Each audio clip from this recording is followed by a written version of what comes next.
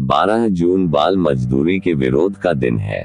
कुछ ही वक्त में ये दिन आएगा, हम बड़ी बड़ी बातें करेंगे और अपने घरों को चले जाएंगे। अंतर्राष्ट्रीय मजदूर संगठन ILO 2002 से हर साल इसे मना रहा है, पर बचपन से खिलवाड़ करने वालों के दिलों में ये दिन किसी भी प्रकार का परिवर्तन नहीं ला पा रहा है। 1992 में भारत ने कहा था कि भारत की आर्थिक व्यवस्था को देखते हुए हम बाल मजदूरी हटाने का काम रुक रुक कर करेंगे। लेकिन आज 2015 आ गया है, लेकिन आज भी अंतर्राष्ट्रीय श्रम संगठन के अनुसार देश में 68 लाख लड़के और 58 लाख लड़कियां बाल मजदूरी की जाल में फंसी हुई है। हाल ही में भारत देश के कैलाश सत्यार्थी जी को नोबेल शांति पुरस्कार से सम्मानित किया गया। कैलाश जी कई सालों से बाल मजदूरी पर काम कर रहे हैं। देश ने इस खबर पर ऐसे दिवाली मनाई थी कि जैसे देश से बाल मजदूरी ही खत्म हो गई हो। यदि कुछ गैर सरकारी संगठनों की माने तो दुनिया भर में करीब 215 मिलियन बच्चे विभिन्न प्रकार की बाल मजदूरी कर रहे हैं। इसमें दक्षिण एशिया में बाल मजदूरों की संख्या लगभग 37% और पश्चिमी अफ्रीका में 40% है। यूं तो भारत में संविधान व कोर्ट ने बाल मजदूरी के खिलाफ विचार प्रस्तुत किए हैं। सन 2006 बाल मजदूर कानून के तहत बच्चों के कार्य करने पर प्रतिबंध भी लग चुका है, लेकिन कानून का असर गायब है। 1991 की जनगणना के हिसाब से बाल मजदूरों का आंकड़ा 11.3 मिलियन था। 2001 में यह आंकड़ा बढ़कर 12.7 मिलियन पहुंच गया। भारत में घरेलू नौकरों, चाय की दुकानों, रेस्तरां, होटलों तथा मनोरंजन केंद्रों पर कार्य कर रहे हैं। जहां बाल मजदूरी के खिलाफ कानून बना, उसी दिल्ली में लगभग 1 लाख से ज्यादा बच्चे आज भी स्कूलों की बजाय घरों या होटलों पर अपना बचपन बेचते हुए देखे जाते हैं। यहाँ बेचते हुए इसलिए कहा जा रहा है क्योंकि 95% घरेलू कामगार लड़कियां यौन दुर्व्यवहार से पीड़ित हैं। आज दुनिया भर में इस समस्या के खिलाफ पुरजोर आवाज उठाई जा रही है, परंतु सन 1973 तक इस ओर विश्व के किसी भी देश का ध्यान नहीं गया था।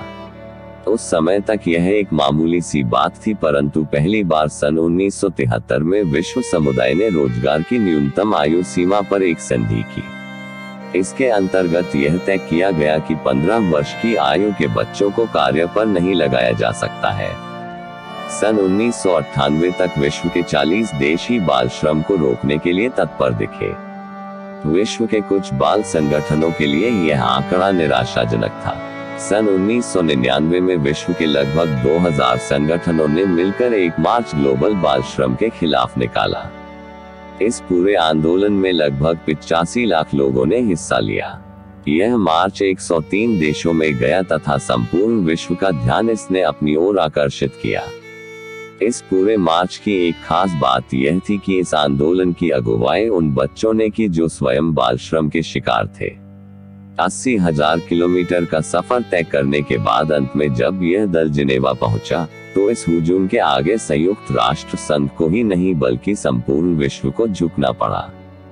इसके परिणाम स्वरूप संयुक्त राष्ट्र संघ ने एक कानून पारित किया जिसमें बाल श्रम पर रोक व सबके लिए शिक्षा के अधिकार की घोषणा की गई। आज विश्व के लगभग 170 देश इस कानून पर हस्ताक्षर कर चुके हैं तथा बाल श्रम के खात्मे के लिए प्रयत्नशील है। आज विश्व समुदाय का बाल मजदूरी की ओर ध्यान इसलिए जा रहा है क्योंकि ये बाल मजदूर वयस्कों से उनका रोजगार छीनकर उन्हें बेरोजगार बना रहे हैं।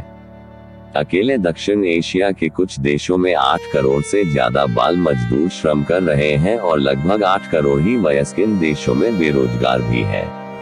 भारत सरकार ने भी इस दिशा में कार्य करते हुए सन 1979 में बाल श्रम कानून बनाया, जो सन 2006 में संशोधित होकर चाइल्ड लेबर एक्ट बन चुका है। इसके अनुसार 14 वर्ष से कम उम्र के बच्चों से काम नहीं लिया जा सकता है। लेकिन केवल कानून बना देने से काम नहीं बन जाता।